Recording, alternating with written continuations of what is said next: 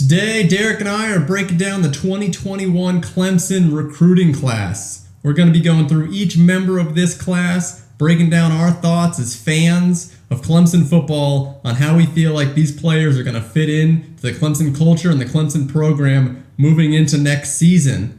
Again, we're just two Clemson grads that love nothing more to talk a little bit more about Clemson football. So stay tuned, stick with us, help us out, like and subscribe as we break down the Clemson 2021 recruiting class.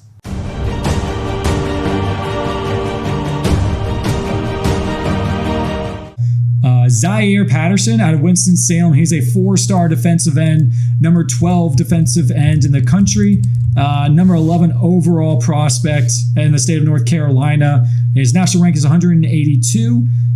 He is 6'6", 230 pounds, so he's a little bit bigger than the Cade Denoff was that we spoke about earlier. I think he was 6'5", 225. He's not enrolled at Clemson yet, so he'll come in the spring, I guess, for the summertime. What's your one word with Zaire? My one word for Zaire is specialist, and we kind of talked about this with Cade in terms of, we see him as the third down, rush the quarterback kind of guy. At 6'6", 230 on the defensive end, I see this as more of like him playing maybe outside linebacker, maybe more coverage in a 3-4 scheme, which we played a lot this year with Brent Venables, was this 3-4 scheme. He plays up a lot. He's not, at 6'6", it's hard to get down into a three-point stance anyway. So I see him as more of a specialist. I'm curious to see if he can put on weight, if he can put on speed, and how Brent utilizes him in this defense. What's your thing? What's your word?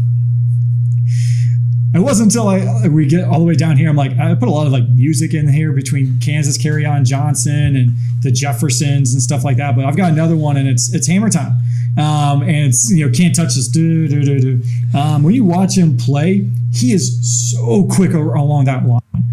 There's too many times that he gets around that tackle and dips, and they just cannot get a hand on him in time. So I'm curious to see how that translates to the next level when you have elite athleticism from these tackles. Is he able to change? Is he willing to adapt? Or can he still get around that corner? He has exceptional athleticism that really can't be understated. In a 3-4 scheme, you may have mentioned this already, but like he could play like more of an outside linebacker role. So he's not just like that big body type who just goes up against the big nasties all the time. He could play off a little bit and has like decent ball skills as well. So he's a versatile guy, but his speed around the defensive end position is pretty incredible. Not to make this direct comparison to Chase Young, but when they did a bunch of film and a bunch of breakdown on Chase Young, the big thing that they always said about him was his bendability. His ability to get almost horizontal or diagonal to the ground to get around these offensive tackles. And at 6'6", to already have that bendability for Zaire is huge. To have that speed and that bendability is a big thing for defensive ends. So if he can add some weight and kind of master those finesse and bull rush skills, he's another one that has a lot of potential, that we might see in a few years being bigger into this defense.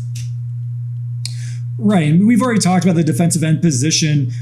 We have two role players who I think are coming in this year. Last year we had Brzee, who's more defensive tackle. We had Miles Murphy. We're like looking at him like he probably is going to be a starter day one.